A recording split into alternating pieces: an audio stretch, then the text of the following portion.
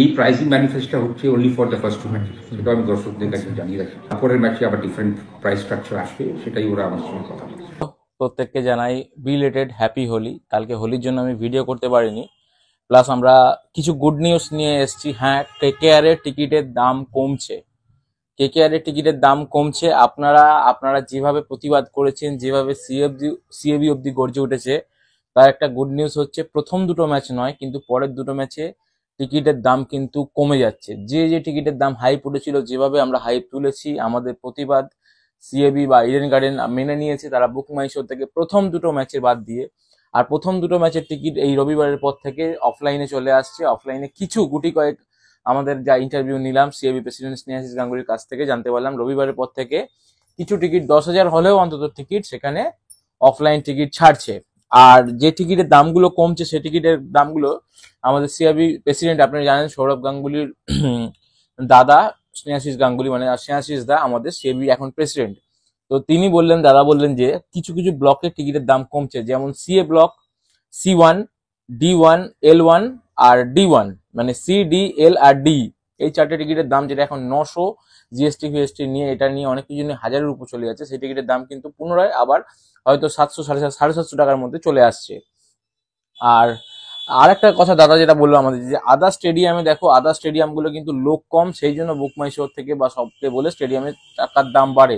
কিন্তু আমাদের 65,000 সিট, এখনো গুজরাট বাদে কিন্তু কলকাতায় 65,000 সিট। তো আমাদের আননেসারি এত টিকিট বাড়ানোর, দাম বাড়ানোর কোনো জায়গা নেই।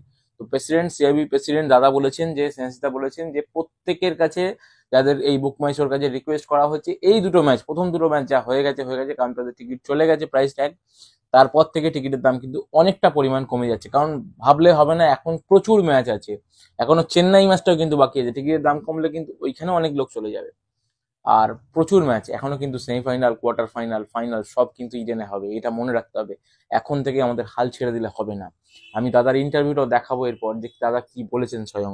ইটস পার্সোনালি আমার যেটা মনে হয়েছে, একটু দামটা বেশি। এটা কারণ মানুষ চায়, কলকাতার মানুষ কেন, সারা গোটা ভারতবর্ষের মানুষ চায় আইপিএল এনজয় করতে। অন্যান্য জায়গার একটা কি ব্যাপার আছে, ওখানে স্টেডিয়ামের সিটিং অ্যারেঞ্জমেন্টস কম, তো সেখানে ফ্র্যাঞ্চাইজিদের একটু দাম বেশি রাখতেই হয়। কারণ কলকাতায় সেই অ্যাডভান্টেজটা আছে, এখানে 65,000 ক্যাপাসিটি সিটিং ক্যাপাসিটি। হ্যাঁ, আমি জানি কমপ্লিমেন্টারি প্রচুর আছে, দিতে হয়, সিবিকে ওদের 10,000 কমপ্লিমেন্টারি দিতে হয়, ইনক্লুডিং কর্পোরেট বক্স যেগুলো আছে। তার সত্ত্বেও আমার মনে হয়েছে যে আপার যেগুলো স্টেডিয়াম, সেইখানে দামটা একটু মনে হয় বেশি কনসিডার করতে বলেছে। বাট এই প্রাইসিং ম্যানিফেস্টটা হচ্ছে only for the first two matches, সেটা আমি দর্শকদের কাছে জানিয়ে রাখি। আচ্ছা আচ্ছা। তারপরের ম্যাচে আবার ডিফারেন্ট প্রাইস স্ট্রাকচার আসবে, সেটাই ওরা আমার সঙ্গে। আর একটা কথা দাদা বলেছেন, যে আমাদের 65,000 ক্যাপাসিটি আছে, 65,000ই থাকবে। একমাত্র সিএবি 10,000 টিকিট চেয়েছে, সেই 10,000 বাদে 55,000 কিন্তু সিট এখান থেকেই সোল্ড আউট হবে। অত ঘাবড়ানো বা হাল ছাড়ানোর কিছু নেই। বুক মাই শো যে হাইপ সৃষ্টি করছে, ওই হাইপে পা না দিয়ে অফলাইনে অনেক টিকিট পাওয়া যাবে। রবিবারের পর থেকে কিন্তু স্টেডিয়ামের বাইরে, অর্থাৎ মোহামেডান স্টেডিয়াম, ওখানে কিন্তু প্রত্যেকটা টিকিট দেওয়া হবে। আমি যাব নিজে স্বয়ং, আমি ভিডিওগুলো করব, আর সবকিছু নিয়ে ভিডিও করব। গাড়ি কোথায় রাখবেন, বাইকের পার্কিং, কার পার্কিং, সবকিছু নিয়ে একটা ভিডিও আমি করে দেবো। আর এই যে প্রাইস ট্যাগটা দেওয়া হয়েছে, এটা কিন্তু অনলি 2 ম্যাচ, মানে হায়দ্রা ম্যাচ, মানে আমাদের কলকাতা ভার্সেস আরসিবি, আর কেকেআর ভার্সেস হায়দ্রাবাদ, এই দুটো ম্যাচ হয়ে যাওয়ার পর থেকে কিন্তু টিকিট নিয়ে আর কোনো হাইপ থাকবে না। দাদা কিন্তু আমাদের স্বয়ং সুখবরটা কিন্তু নিজে ডেকে অ্যানাউন্স করেছেন। দাদার সাথে আমার একটা ছবি আছে, আমি যখন গেছিলাম সেই ছবিটাও কিন্তু আমি ভিডিওর সাথে মার্চ করে দেবো।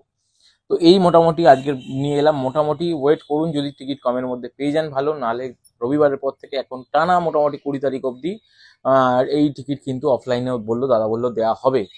কোনো সব কিছুর একটা সিস্টেম আছে, সেই সিস্টেমে গিয়ে সিএবি প্রেসিডেন্ট বললো, আমাদের তো সব কথা বলেনি, কে কোন গেস্ট আসছে না আসছে এখনো কিন্তু কোনো অ্যানাউন্স করেনি, মানে 22 তারিখের দিন, সেটাও আমি আস্তে আস্তে নিয়ে আসবো।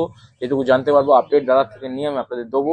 আর টিকিট মোটামুটি রবিবারের পর থেকে চলে যান, ওই আমাদের যেটা স্ট্রেন্ড যেটা করা হচ্ছে মোহামেডান স্পোর্টিং ক্লাবের একদম ঠিক যে গেটগুলো করা আছে, ওইখানেই আপনারা টিকিট দেওয়া শুরু হয়ে যাবে। নিজেদের মতো যান। আরও কিছু শর্ট টোটকা বলে দেবো আমি হয়তো শনি রোববারের মধ্যেই, যে কীভাবে টিকিটটা আপনারা হাতে পাবেন।